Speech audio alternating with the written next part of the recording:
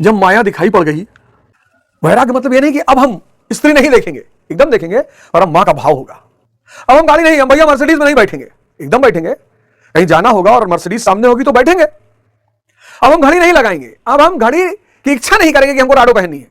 कोई दे गया तो उसका सम्मान करेंगे, जरूर पहनेंगे। यह वैराग्य, यह वैराग्य है कि जहां भी माया की सेवा की आवश्यकता पड़ेगी ले लेंगे। माया को भोगेंगे नहीं, इच्छा फल दोनों गायब, मोह गायब हो जाएगा। आप मोह से मुक्त हो गए, आपका माया से लगाव टूट गया।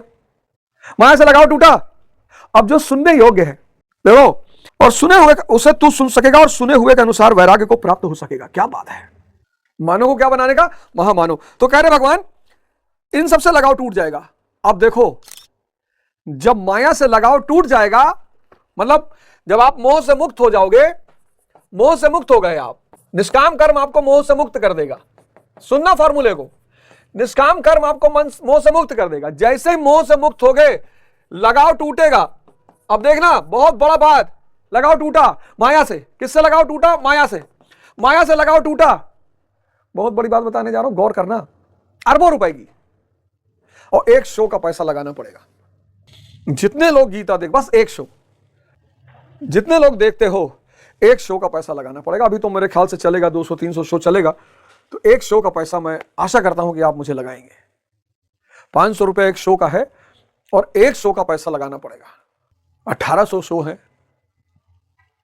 1800 श्लोक है, थोड़ा सा गति में पकड़ूंगा, तो एक शो का पैसा लगाना पड़ेगा। जितने लोग देखेंगे, अब चाहे 10 बार देख लो, 10 बार का पैसा नहीं लगेगा, लेकिन एक शो का लगाना पड़ेगा। अब देखना, निष्काम कर्म क्या करेगा? मोह से मुक्त कर देगा।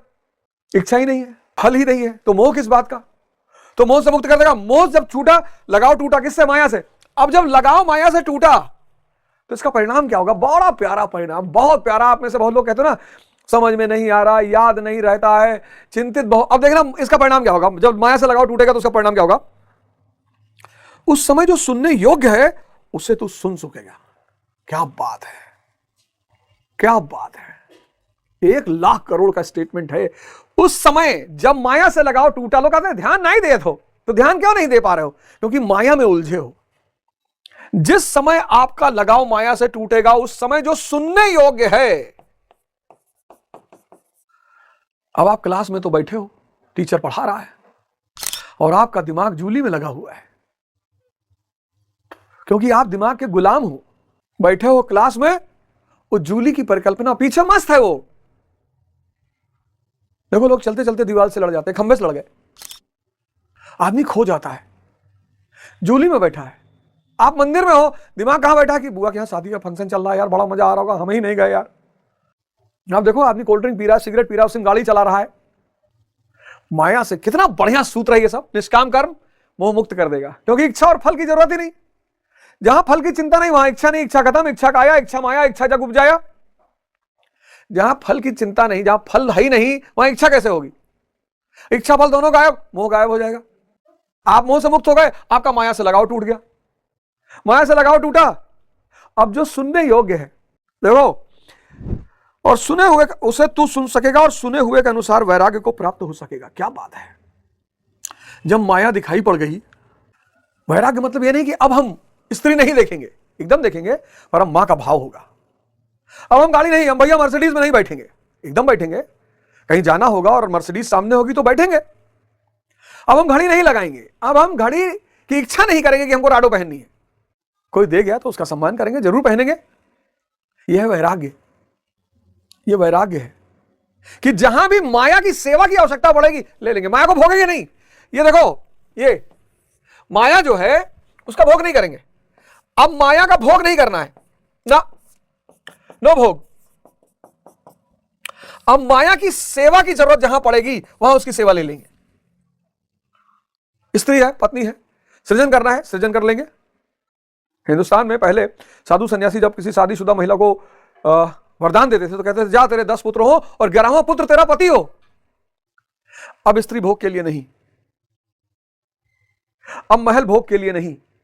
एक सन्यासी एक राजा के दरबार में पहुंचा, कहा महाराज हमारा एक निमंत्रण मान लीजिए। क्या बताओ? कहा महाराज इसी महल में रहिए, कहीं जाइए मत महाराज। अरे साधु ने कहा ये कौन सी बड़ी बात, रहेंगे इसी महल में रहेंगे, चल तेरा निमंत्रण स्वीकार कर लिया, अब यही रहेंगे। अब जैसे ही राजा संत ने कहा कि मैं अब यहीं रहूंगा, राजा को तुरंत खटका। कुछ लोग होते नहीं है, आपने उनसे कहा भैया आपकी घड़ी बड़ी प्यारी, ले लीजिए, आपने कहा लाओ, तब ठीक है दूसरी भिजवाते आपको खरीद के। अब लोगों के मन में है कि यार साधु सन्यासी को ना स्त्री चाहिए ना महल, माया चाहिए नहीं, तो कभी कभी मजाक में कि प्रभु तन मन धन सब अर्पित तुमको, तन मन धन मांग लो, देखो जान निकल जाए तुरंत। तो साधु ने, महाराज ने कहा कि मैं यहीं रहूंगा। राजा को बड़ा खटका कि ये कैसा साधु है जो महल में रहने के लिए कह रहा है। खैर 6 महीना बीता, तो जब राजा से बर्दाश्त नहीं होगा तो राजा ने साधु से कहा कि महाराज एक बहुत बड़ी चिंता है। बोले मुझे पता है, उसी दिन से चिंता है तुझे जिस दिन से मैंने कहा हाँ मैं तेरे महल में रहूंगा। हाँ बोले हाँ महाराज। और बोले चिंता यह है कि साधु ने माया को कैसे वर्ण कर लिया। बोले हाँ महाराज। तो बोले अंतर दिखाऊं। बोले महाराज दिखाओ। बोले घोड़ा निकालो, एक घोड़ा तुम्हारा एक घोड़ा मेरा, और फिर दोनों घोड़ा बैठे और लगे भागने। और जब राज्य की सीमा पहुंची तो राजा ने कहा इसके पार में नहीं जा सकता, ये मेरे राज्य की सीमा है। बोले मेरी कोई सीमा ही नहीं। गुड बाय राजा, तुम बंधे हुए हो, मैं मुक्त हूं, तुम बंधे हुए हो, मैं मुक्त हूं। वैरागी माया की सेवा ले लेगा, माया के भोग का त्याग कर देगा। दुनिया का सबसे महानतम सूत्र। जय हिंद, जय भारत।